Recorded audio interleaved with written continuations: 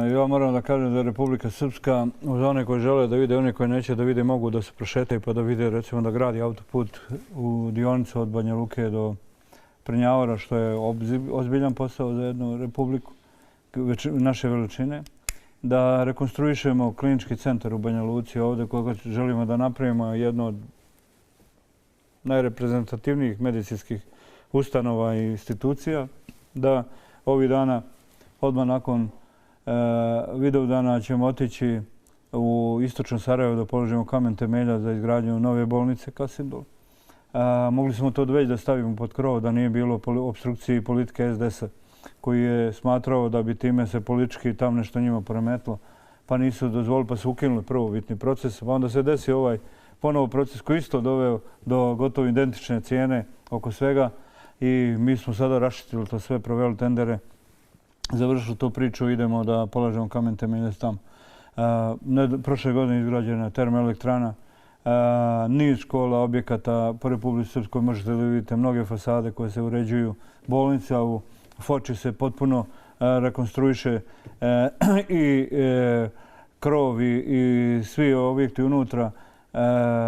Mislim da ćemo urediti unutra sa stanovišta i kanalizacije i svega tamo što postoji, tako da će to biti jedna potpuno rekonstruisana stvar. Republika Srpska je u ugovoru i gradi put od Bronzornog Majdana dalje prema Sanskom mostu, kao i ovaj od Kotor Varoši prema Kneževu. Rekonstruisan je niz putnih pravaca u Republici Srpskoj. Uspjeli smo da u Republici Srpskoj osiguramo da, recimo, birač koji je ranije prodan od strane upravo i koji je sada opozicija litvanskoj firmi, da bukvalno istiramo tu litvansku firmu i preuzmemo upravljanje time. Sada to pokazuje se da je to jedna od najuspješnijih firmi ovdje u regionu.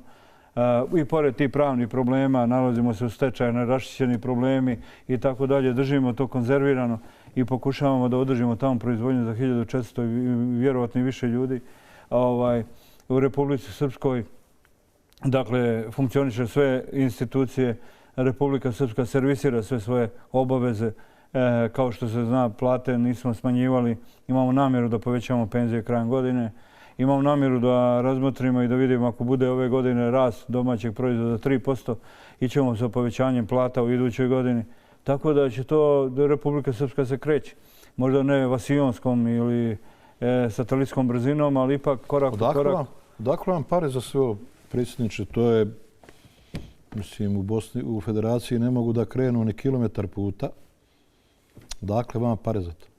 To je stari pitanje odakle pare što god radite. Naravno da je Europska banka za obnovu i razvoj i Europska investicijna banka su podržale te projekte vezano za put Doboj Banja Luka i mi želimo da nastavimo dalje od koridor 5C od Doboja do Šamca i dalje prema Bijeljini.